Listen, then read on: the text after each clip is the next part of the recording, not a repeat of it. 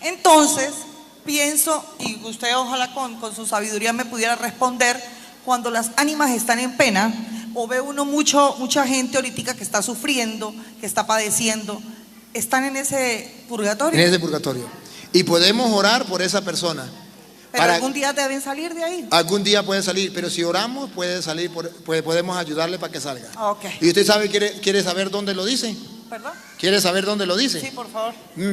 Primera de Juan capítulo 5 versículo 16 en adelante.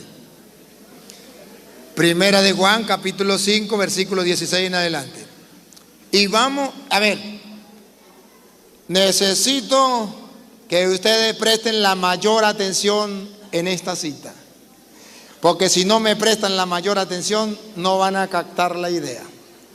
A ver, escuchen. Primera de Juan, capítulo 5, versículo 16 en adelante. Si alguno ve a su hermano en el pecado. Si alguno ve al hermano en el pecado. Un pecado que no ha traído la muerte. Un pecado que no ha traído la muerte. Ore por él. Ore por él. ¿Escucharon? No, está bien. Hasta que no me presten atención no sigo. Porque este tema es importantísimo. ¿Por qué oramos por las almas del purgatorio? Para que sean perdonados sus pecados. Que los hermanos separados dicen que no se puede orar por ellos y que no tienen opción de perdonar los pecados. Sí, ¿quiere decir algo? Hágalo ahí mientras la gente presta la atención. De donde se coge el texto para decir que no se puede orar por esa persona, agarran la parábola que el Señor dio sobre el rico y Lázaro. Entonces ellos dicen que como claramente habla de que no hay un muro que los separa, entonces dice que nadie puede pasar de aquí para allá ni de allá para acá. Ellos dicen que pues simplemente hay infierno y cielo. Es simplemente lo que quería decir, de dónde es ellos o de dónde se coge ciertamente esa doctrina. Pero ahí está hablando de que el uno fue al cielo y el otro al infierno. Y ahí no está hablando la opción del purgatorio. Está hablando de dos opciones. Pero hay una tercera de la que el mismo Jesús habló, solo que ahí no la metió. Pero sí, ciertamente están las dos opciones ahí, el cielo y el infierno. Pero no metió la otra. Bueno, está bien. Pero vamos a explicar de dónde nosotros decimos que esa persona necesita de nuestra oración y nosotros podemos orar. Dale, ahora sí que están prestando atención. Dale. Si alguno ve a su hermano en el pecado, un pecado que no ha traído la muerte, ore por él y Dios le dará vida. Hablo de esos pecadores cuyo pecado no es para la muerte, porque también hay un pecado que lleva a la muerte, y no pido oraciones en este caso. Y no pido oraciones en ese caso. Diga. Toda maldad es pecado, pero no es necesariamente pecado que lleva a la muerte. Sabemos que el que ha nacido... Bueno, aquí hay dos cosas importantes. Sabemos que toda maldad es pero hay pecados que llevan a la muerte y hay pecados que no llevan a la muerte. Para los protestantes, todo pecado lleva a la muerte. Todo. Es decir, todo mundo se condena. Usted se robó una gallina, yo le meto un tiro, aunque usted sea muy bueno, usted va para el infierno, porque en el cielo no puede entrar, no hay purgatorio. Pero aquí la Biblia dice, y ahí es donde viene la atención, que pidan, cuando usted vea a una persona que está en pecado, pidan por esa persona, para que Dios tenga misericordia y le perdone. Pero yo quiero que ustedes descubran si es por una persona viva o por una persona muerta. Eso es lo que yo quiero que ustedes observen. A ver, dale, otra vez Luis, 16 otra vez. Si alguno ve a su hermano en el pecado.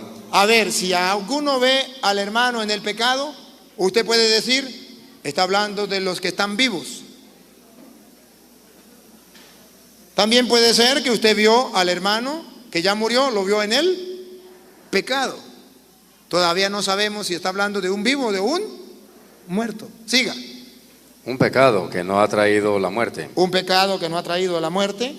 Ore por él. Ore por él. Todavía puede decir que sea vivo. Y Pero Dios pongan cuidado. ¿Y Dios? le dará vida. Le dará vida.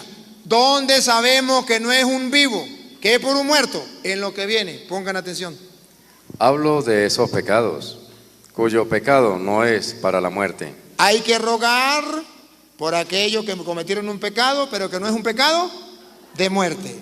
Por los que cometieron un pecado de muerte, Porque también hay un pecado. no hay que rogar. Por los que cometieron un pecado de muerte, no hay que rogar. Entonces pregunto, ¿se refiere a los vivos o se refiere a los muertos? ¿Cómo sabemos que es a los muertos?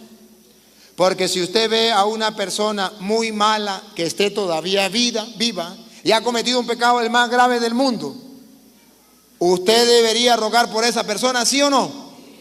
¿Y usted cree que Dios puede convertir a esa persona, sí o no? Y los protestantes también creen que sí. Pero Pablo dice, Juan dice, si lo vio cometer un pecado que es de muerte, no digo que rueguen por él. Entonces no está hablando de los vivos. Está hablando de los muertos. Porque si fuera de los vivos, aunque sea el pecado muy grande, y mientras más grande el pecado sea, usted debe orar más por esa persona. Cáctelo de nuevo. Porque también Otra vez, Luis, de nuevo. si alguno ve a su hermano en el pecado, un pecado que no ha traído la muerte, ore por él y Dios le dará vida. Hablo de esos pecados, de esos pecadores cuyo pecado no es para la muerte. Porque también hay un pecado que lleva a la muerte. Y no pido oraciones en este caso. Ese fue lo que usted me robó ese rato. Y no pido oraciones en ese caso. ¿Se da cuenta que no están vivos? Está muerto y ya está condenado en el infierno. Ya no se puede hacer nada. Cuando una persona ya está en el infierno, ya la oración no vale nada. Cuando una persona ha pecado, pero con un pecado que no es de muerte, por ello sí se puede rogar. Repítalo de nuevo. Si alguno ve a su hermano en el pecado, un pecado que no ha traído la muerte, Entonces, esto es lo que nosotros decimos, se refiere a una persona que murió en pecado. Luis lo mataron robándose una gallina. Es un pecado, pero no es un pecado que lleve la muerte. ¿Sí? Si alguno ve a un hermano que cayó en el pecado, un pecado que no lleva a la muerte, ¿qué hay que hacer por él? ore por él. Ore por él. Nosotros rogamos por él, porque creemos que está en el purgatorio. Siga. Y Dios le dará vida. Y Dios le dará vida. Por eso rogamos por las almas del purgatorio, porque creemos que Dios le dará vida. Siga. Hablo de esos pecadores cuyo pecado no es para la muerte. Hablo de esos pecadores que murieron y el pecado no es para la muerte, para el infierno. Siga. Porque también hay un pecado que lleva a la muerte. Hay un pecado que lleva al infierno. Y no pido oraciones en este caso. En ese caso ya no se puede hacer nada. Siga. Toda maldad es pecado. Toda maldad es pecado. Y aquí dividen dos cosas: pecado mortal y pecado venial. Todo pecado, toda maldad es pecado. Siga. Pero no necesariamente es pecado que lleva a la muerte. Pero no necesariamente, como dicen los protestantes, todo pecado lo lleva al infierno. No necesariamente. Siga. Sabemos que el que ha nacido de Dios no peca. Entonces observen cómo la Biblia presenta un pecado que va a la muerte y otro pecado que no lleva a la muerte. Y se refiere a la muerte eterna o a la condenación eterna, al infierno. Los que ya están en el infierno no podemos hacer nada. Por los que ya están en el purgatorio sí podemos orar. Y Dios le dará vida, Dios le perdonará. Por eso nosotros oramos por los muertos. Y a ver, y yo quiero ayudarlos a pensar a ustedes. Imagínense que usted es protestante. Se muere su mamá. Usted dice, yo no creo en el purgatorio. Y vamos a suponer que usted se equivocó siendo protestante. No, pero yo no me equivoqué. Una suposición.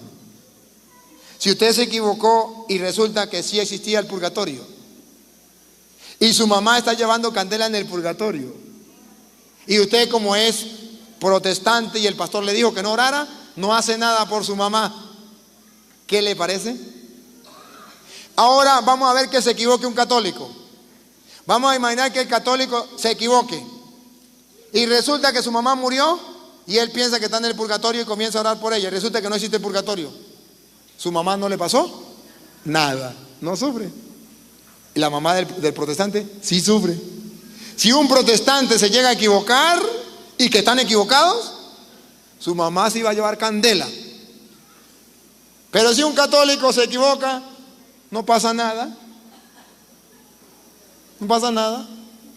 Dicen allá en Venezuela, yo no sé si aquí en Colombia lo dicen, es mejor tener un seguro y no necesitarlo que necesitarlo y no tenerlo.